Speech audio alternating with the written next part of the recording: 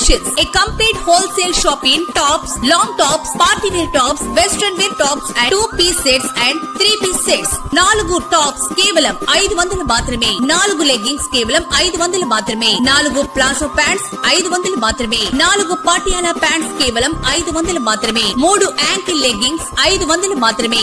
4 చున్నీలు 100 రూపాయలు మాత్రమే. విచేయండి సిరి collections, లంకోజుపల్లి road, 10 రూపాయల షాప్ దగ్గర, పూసల చెన్నయ్య బిల్డింగ్, దర్శి.